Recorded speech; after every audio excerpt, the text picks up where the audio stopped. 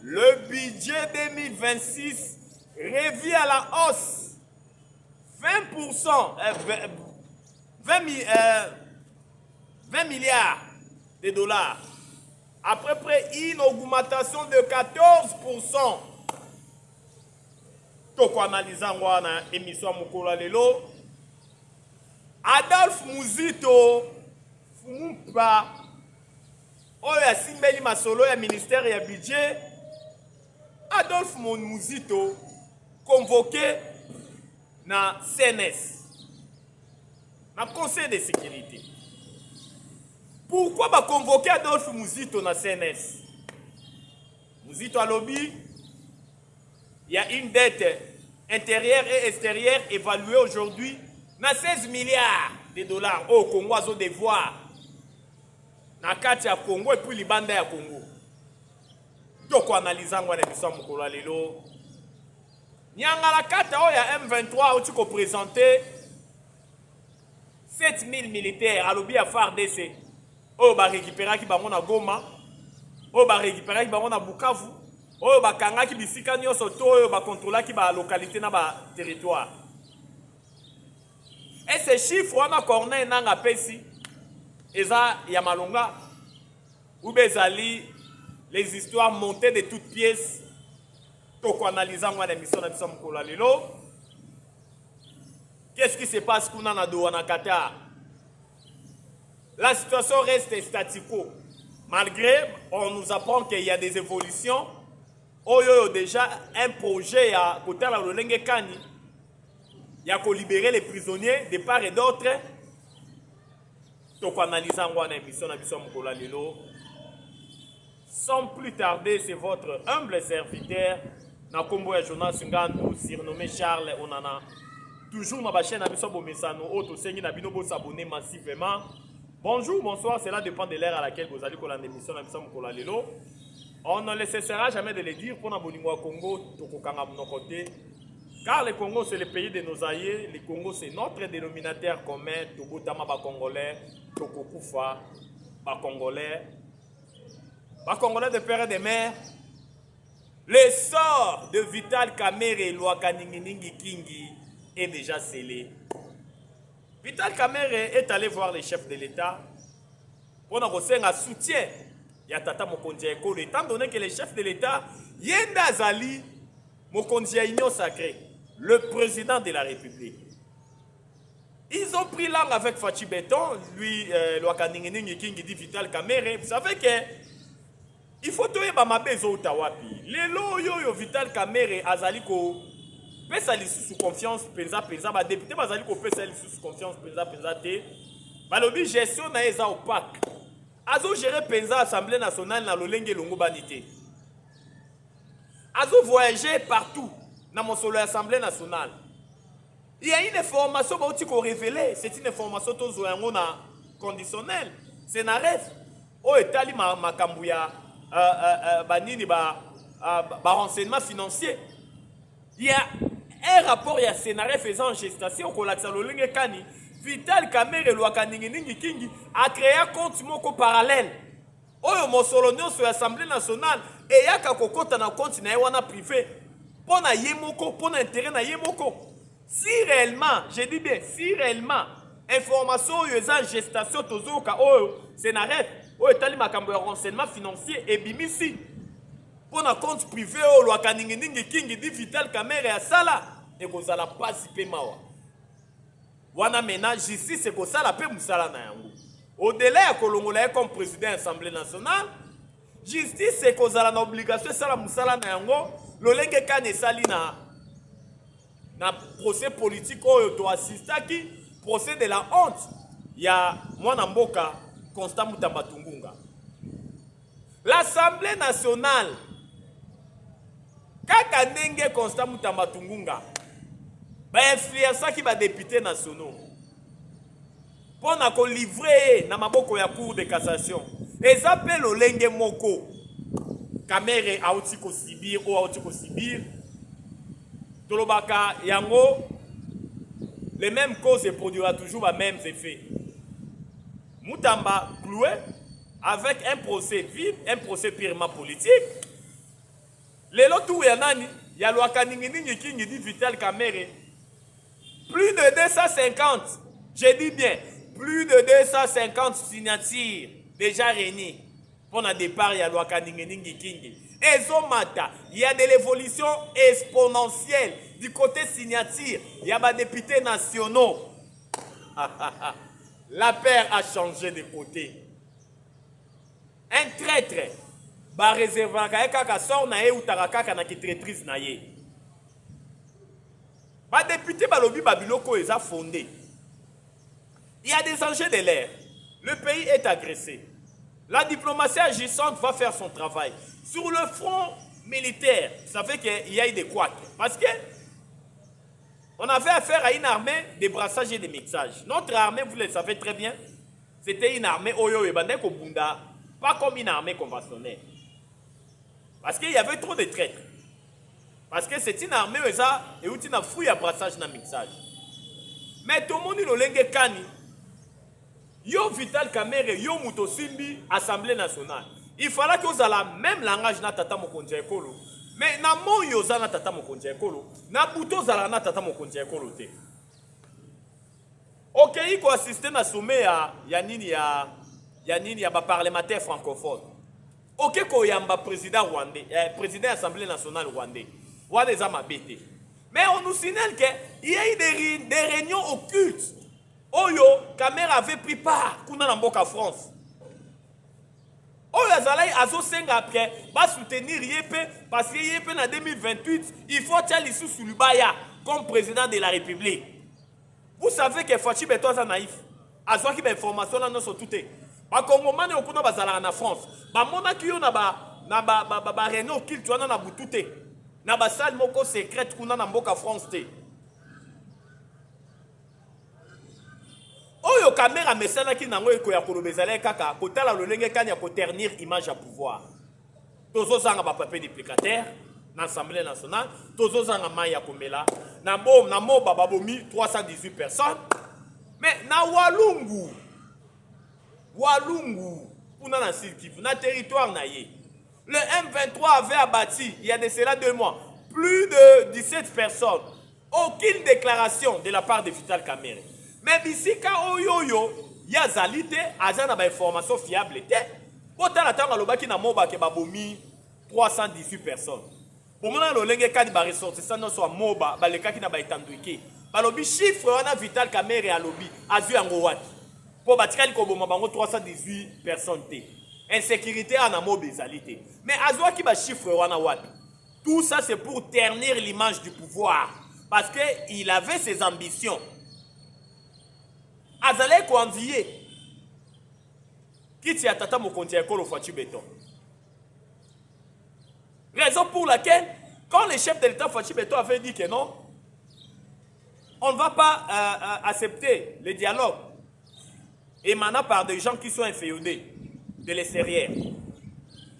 Vous avez suivi les lois Kaningning qui dit Vital Kamerhe. Non, on doit faire un dialogue, on doit associer tout le monde. Donc, il était en contradiction totale avec la vision du chef de l'État. Ozali, chef n'est direct. La politique n'a pas d'état d'âme. Hein? La politique n'a pas d'état d'âme. Vous avez comploté contre Constant Moutamba. Constant a été humilié avec un procès vide. Yango Bomoni sort na yango yo. Vous savez que les Congolais de père et de mère, on doit changer la constitution. Est-ce que vous le savez? Le changement de la constitution, c'est une nécessité impérieuse. La constitution actuelle avait été rédigée en 2006. Aujourd'hui, nous sommes en 2025. C'est une constitution qui est devenue archaïque, obsolète. Elle ne répond plus aux réalités actuelles de 2025. Est-ce que, comment pouvez-vous imaginer une constitution d'un pays? Nulle part on a mentionné la superficie de ce pays-là. Le Congo, la superficie de notre pays est de 2 345 410 km². Mais nulle part, lisez la constitution actuelle. Vous verrez nulle part on a mentionné la superficie de notre pays. Étant donné que c'était une constitution qui avait été rédigée en Belgique par des Belges et les étrangers, il y avait seulement 3 Congolais. Lors de la rédaction de la dite constitution, raison pour laquelle il y a des imbroglios au sein de la constitution, des imbroglios total. Une constitution est cohérente, et ça cohérente c'est. Raison pour laquelle on doit maintenant avoir une constitution bio-congolaise, rédigée en 4 langues nationales, par des Congolais, en incorporant nos réalités actuelles. Mais pour ce faire, avec Vital Kamerhe comme président de l'Assemblée nationale, mais c'est du poudre rosée, il va commencer à bloquer tout. Il peut se constituer la pierre d'achoppement pour barrer la route à la nouvelle constitution. Raison pour laquelle le député Batali le salut du peuple et la loi suprême. Député Batali Balobi, non. On doit prendre toutes les dispositions. Pour ce faire, il faut d'abord inverser loi Kaningening King et Vital Kamerhe. Il n'a plus la confiance du chef de l'État. Et puis, la façon dont même l'Assemblée nationale, aux gestions est caractérisée par une gestion opaque, il faut que l'on l'ait pendant qu'il est temps. Vital Kamerhe a demandé même pardon dans les députés nationaux. Bolimbi Sangai, propos n'engagent blessé qui est tantôt d'une manière, tantôt d'une autre. Je présente mes excuses. Mais le député, l'initiateur et la pétition, Crispin Bindoulé, il a dit NON. Ton sort est déjà scellé par rapport à la traîtrise, par rapport à la gestion opaque. Raison pour laquelle, comme j'ai à le dire, Loi Kaningening King dit Vital Kamerhe a échangé avec le chef de l'État. Il a demandé le soutien, il a demandé au chef de l'État de stopper la pétition à question de pétitionnaire pour bloquer Bango Nanyos. D'après les informations de notre possession, quand il échangeait avec le chef de l'État Zalaki Nangambunaya, non, on va mettre tous les atouts pour que ma pétitionnaire idée na bango ya kolongola comme président de l'Assemblée nationale. Mais par après, c'est ça la vraie information parce que Tolobaka, on doit apprendre à dire la vérité. Tolobaka, le Makambulolenge Zali. Les chefs de l'État Fatih Betor disent mais non. Après départ, il y a Vital Kamerhe, non. C'est là pour la suffisance que l'essor de Vital Kamerhe et Lwakaningining King est déjà scellé. Kamerhe appartient déjà au passé. On sait que la session, il y a septembre, c'est la session purement budgétaire. C'est une session où il faut, il y a un gouvernement qui a déposé avant le projet à budget, il y a Néo et Landaka. C'est-à-dire il y a 2026. Mais en même temps, le député, il tient mordicus que Lwakaningining King dit Vital Kamerhe a Kende avant Nyon Soto Ané Salima. Regardez même ce qui s'est passé ces jours-là. Lorsque les députés ils se sont réunis pour aller déposer la pétition dans le bureau de l'Assemblée nationale, tous les bureaux fermés, il a fallu les casiers, c'est pas que nous remontons à huissier. La crainte de Lwakaningining King dit Vital Kamerhe, il n'y a pas bangaka. Ah, Zambetata. Tu sais, il va aussi lisa yango. Pas aussi lisa yango. Yango bomoni lolenge kani. Lwakaningining King, son sort est déjà scellé. Il appartient au passé. Traîtrise n'a comme à niveau, vous n'aurez même pas l'idée. L'Union sacrée de la nation, tous les députés nationaux, à lobby, départ naé, né tous allés côté là. Nicolas Ali Koya, tout le monde sort naé pour dans la carte assemblée nationale. Vous bien être une fois pétition a déjà déposé. Maintenant bureau d'âge.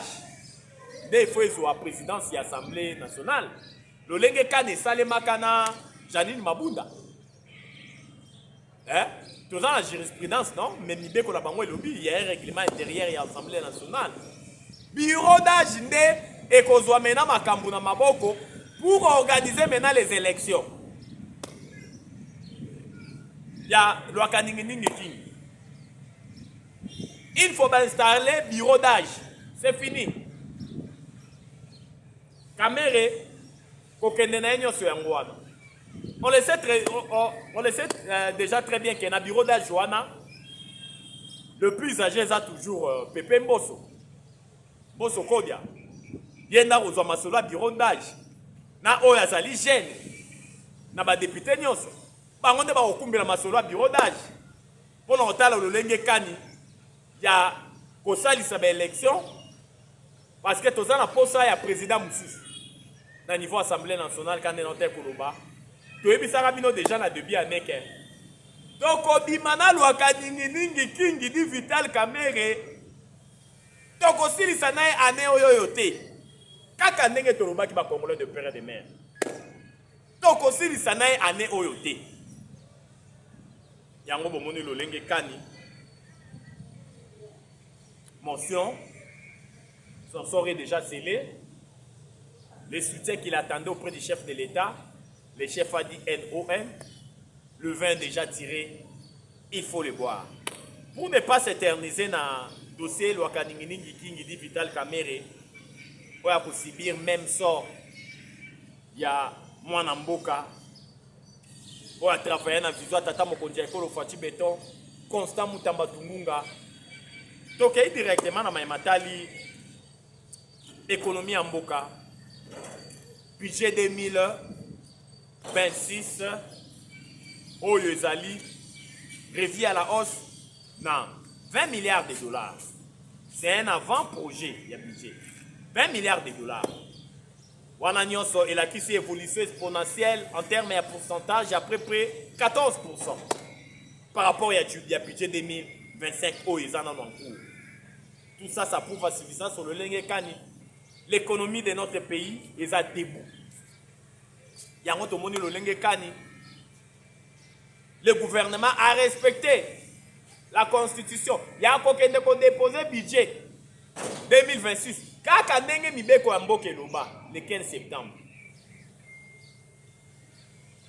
Gouvernement qui a déposé, gouvernement Madame Julie Toulouka Souminwa, au but surtout bakongoma tozali ko espérer que cette fois-ci bako travailler comme il se doit. Et que la photocopie à Souminwa NT.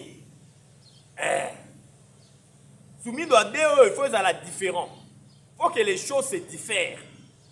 On ne va pas insister na nini na auto monaki, assister na auto monaki, non. Nous voulons que les choses changent. Les choses doivent changer. Na lolenge kani soumi no deux fait ça la musala na yango. Un budget de un avant-projet budget à 20 milliards. Mais le plus important, lolengi tant que tu as élaboré le budget et l'évolution de manière exponentielle par rapport à l'année précédente, nous voulons que ait un impact dans le panier de la ménagère. Vie est de plus en plus cher. Biloko est mata. Bas salaire est la kakawana. Mais il y a de l'évolution exponentielle du côté prix. Il y a des denrées alimentaires et de première nécessité. C'est là où les bas blessent. C'est là où les alliés dérangent les Congomani. Il y a un senga na gouvernement soumis à des a tous les atouts pour que les Congomani soient quand même sourire. La politique est l'art de gérer la cité. Pour le bien-être de la population. Mais dans le cas de le contraire. Quand vous êtes nommé ministre, mandataire, c'est l'occasion pour remplir tes poches. C'est l'occasion famille et moi na biso ba nommé mandataire, ba nommé ministre, les angonga na biso to yiba, to bongisa. Regardez conception ya ba congolais. Regardez le lenge kani ba congolais ba zula makambo. Alors que lorsque vous êtes nommé, la nomination c'est une charge. C'est une charge. Tu es redevable à l'égard ya bateau yo zali kokamba. Ce n'est pas un honneur. Et ça privilège, c'est une charge. Il y a un autre budget 26 oyo. Oyo, avant projet, on va déposer pour l'Assemblée nationale hier. Tokosenga été. Et ça a vraiment budget et cadré l'inspiration à IDPS et à le peuple d'abord. Et cadré dans le lingue candidat mon conjeko le fati beto le baka les salis du peuple et la loi suprême. Pour ne pas s'éterniser toujours dans même atali budget. Tokeina nous n'a pas déclaration au ministre du budget au Taïkosala concernant dette intérieure et puis la dette extérieure. Bolanda qui Adolphe Muzito Fumupa o azali VPM ya makambo itali budget ministère ya budget koloba ete dette intérieure na dette extérieure et mati et combien à peu près 16 milliards et mati makasi évoluer makasi nyongo ya kati na nyongo libanda. Tout le monde a fait le lingue quand il va être convoqué dans CNS, dans le Conseil de sécurité, où il y a conseiller, à chef de l'État matière, il y a sécurité. Pas convoqué qui ministre de budget, Adolphe Muzito. Pourquoi le baki bilokwana il y a un cas de gouvernement. Toboité. Tolobité que non sont membres du gouvernement, il faut bombarder notre gouvernement. Non. Et si quand il faut que la vérité, il faut que la vérité. Est-ce que le moment était propice à ça la déclaration le lingue wana ba congrès de père et de mère? Bon répondre à pas commentaire. Moment là qui propice. Vous voyez que Mboka tous en a tension, il y a la guerre, il y a des tensions. Oui. Tolobaka, il y a un adage où Lobaka, toute vérité n'est pas ni bonne à dire. Mieux vaut un mensonge profitable, mais pas une vérité préjudiciable. Et si il faut bouka lokuta pour qui met à la communauté, bouka lokuta pour qui met à la communauté wana. Mais si ko ezo senga la vérité, nangonga wana ezo senga vérité. Moi na mboka loba vérité. Mais Adolphe Muzito, l'actuel ministre du budget, le moment était opportun pour abimisa mangala oya abimisa ki ya koloba ete dette intérieure na extérieure. Et combien à peu près na 16 milliards. Oh ba kongomani no so ba surtout kaki ba lobi menyonga mwe mati susu bo ndenge nini. Ba komi ko mettre même ba doute na lo lenge kani mboka ezali ko kambama. Est-ce que c'était vraiment opportun? C'était vraiment propice? Ya koloba oyo Adolphe Muzito alobaki ba konvoka ke na CNS oyo ezali ko kambama pa ya conseiller ya tata mokonzi ekolo na matière ya sécurité mwana mboka Ibérande Kolongele. Mais tokoyeba mikolo ezali information ko fute kaka tokoyeba toyebi ke ba konvoka ke suite ya mangala na wa bimisaki ya kolobela dette intérieure na extérieure et matiti na 16 milliards de dollars. Mikolo ezali koya tokoyeba lisismi par rapport ya lolenge kani ba bengisaki Adolphe Muzito na CNS. Pour ne pas s'éterniser, tokeyi maintenant na maimatali mwana patin ya Rwandais, pakebo ya Rwandais, elilingi ya pamba ya Rwandais, tata mokonzi ya seni ya kala na kombo ya Corneille Nanga. Tolandi ye ko présenter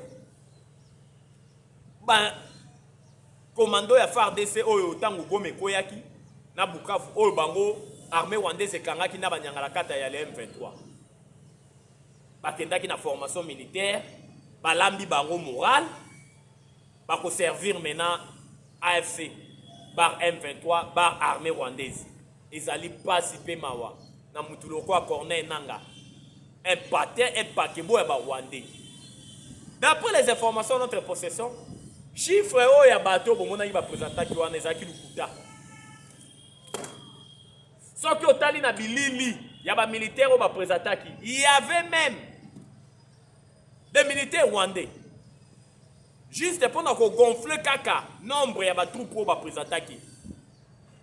Pendant que ça l'a été ba FARDC na ba militaire FARDC so bazana ngam na biso ba rejoindre bango lisusu. Une fausse information. Des images montées de toutes pièces. Tolobaka yango la guerre de l'Est, c'est une guerre aussi purement médiatique. média ezali kosala mosala surtout ba Rwandais tolobaka yango boyebaka ete na matali intelligence artificielle pour information na bango bareleyaka yango nde mokili mobimba elandaka. C'est vraiment une information vraie. Ba Rwandais baza makasi na intelligence artificielle. Bon mona lolenge kani ba relayer information na corner nanga ba pandi. To moni bananga la carte M23 ba comité na ko recruter ba magistrat, ko lancer processus de recrutement ya ba magistrat. Bisiko bango bazali ko contrôler. Avec quelle velléité? Ya ko fanda, ya ko créer république mususu. Et il bazali ko prôner maintenant balkanisation. Oh ben que bago réussir te basi ba échouer. Yango ya makasi to kosenga ete Gilles César aloba celui qui veut la paix prépare la guerre. C'est l'occasion tozali kosenga na tata mokonzi ekolo na gouvernement na ye. Le chef de l'État, vous devez prendre toutes les dispositions car le leadership ne se plaint pas. Un leader agit. C'est le moment d'agir. On ne cessera jamais de le dire. On doit se procurer des armes de dernière génération. Côté motivation, il y a des militaires. Moral n'a pas au zénith parce que les soldes des militaires ont été revus à la hausse. Vous le savez très bien. Le prime des militaires, ils ont vu leur salaire doubler. Ça a créé un ouf de soulagement. Oh yo, c'est une très bonne chose. Mais à ma cas, si biso toko senga et alliés, on doit se préparer maintenant à la guerre, en prenant toutes les dispositions. Parce que le Congo, Mobimba, avec sa superficie de 2 345 410 km². Aucun centimètre ya Congo kokene na Rwanda ni na Uganda. Le Congo aux Congolais. Le Congo aux Congolais. Vous devez prendre toutes les dispositions. Et puis le chef de l'État, ton entourage, c'est bien beau. Kamere, il est déjà partant. Son sort est déjà scellé. Mais les gens qui sont tout autour, bazan na sillage na yo. Na sillage na yo. Na sepela na lo Sarkozy, le président honoraire François Bandé Koloba, Sarkozy Bandé Koloba. Quand on est chef, et ça n'a pas commis balai, que vous devez avoir un œil regardant. Les choix de tes collaborateurs, la gestion de l'information. Tes collaborateurs, bateau bazan na sillage na yo, bazali banani. Ba choix nini yo zali ko sala, na bateau bazan tout autour na yo, tata mokonzi ekolo fati beto. Les choix de tes collaborateurs, bazali loyal. Bazali ko sala makambu. Selon vision na yo, ou bien té. Et puis la gestion de l'information. Comment vous gérez les informations Fati Béton? Il faut très bien gérer les informations. Où ils allaient parvenir et pas na yo. Parce que il y a Congo bazali mingi. Ne baissons pas les bras. Il y a Congo balamuki. Hippolyte Kanambe alias Joseph Kabila. Azali kola la pongite à la muki. Azali kotambola partout. Il est en train de multiplier les voyages de part et d'autre. Kabila, c'est l'homme du passé. Kozon a président à Congo. Dibumutu, Bosana. Yakolo Bezala qui est bien ma chaîne a mis Zali Kambouangonga. Notre chaîne est à Likambouangonga. Pour aller l'autre soukiawa. Toko elle est sous lobby. Toko elle est sous lobby. On a potal. Ça me donne le lingue quand Mboki Lalaki. Mboka et la Mukaki. Poto le barapon à Bolingo Congo. Jamais Tokanga Mounoko. Parce que Toko Tama va Congolais. Toko Koufo va Congolais. Numéro d'amitié Zali plus 243 89 77 525 44. Plus 243 89 77 525 44. La patrie.